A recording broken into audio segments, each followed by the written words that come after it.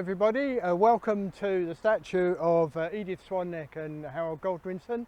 We're here today on the 24th of September 2021 to celebrate the 960th anniversary of an event which had an important place in Edith's life. In 1061 she was the lady of the manor at Little Walsingham in Norfolk. That manor was owned by her husband Harold, and he had an estate there, but her half brother also had 2 estates, and that made her the lady of the manor at the time. Anyway, she had a vision, and from that vision she endowed a shrine to Our Lady of Walsingham, which was the Virgin Mary, and she had a vision that it should be like the house of Nazareth, and that is what she founded, and we have a record of that from the Pinson Ballad, which was written in about the 1490s. And I'm going to read a little bit from it in a modern translation, and I'm going to read from the 2nd volume of Edva Pulchra's Landbock, in which it is set down here, and it gives the story of the founding of the shrine. Of this chapel we see here the foundation, built in the year of Christ's incarnation, 1000 complete and 61 years in the time of St Edward, king of this region. A noble lady, sometime of this town, called Rich Edith, in living full virtuous, desired of Our Lady a petition to do her honour with some bounteous work. The Blessed Virgin and Lady most gracious granted her petitions, and it is recounted to build this chapel unto her worship.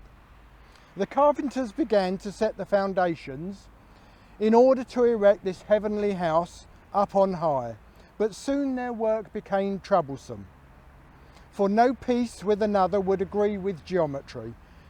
Then were they all sorry and full of agony that they could not understand measure nor mark, to join together their own proper work.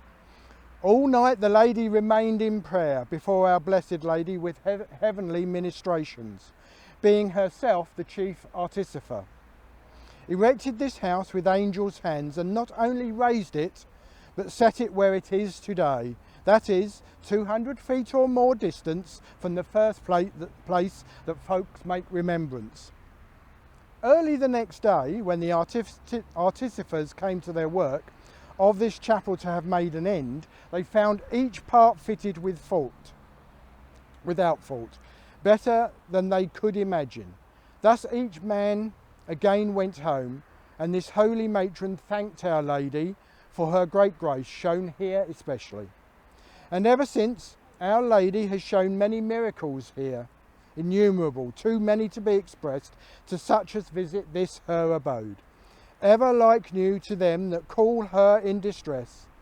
400 years and more, so the chronicle gives witness, hath endured this notable pilgrimage, where grace is daily showed to man of every age. O England, thou hast great cause to be glad. Compared to the land of promised Zion, thou attainest grace to stand in that degree, through this glorious lady's support, to be called in every realm and region the Holy Land, Our Lady's dowry. Thus art thou named of old antiquity.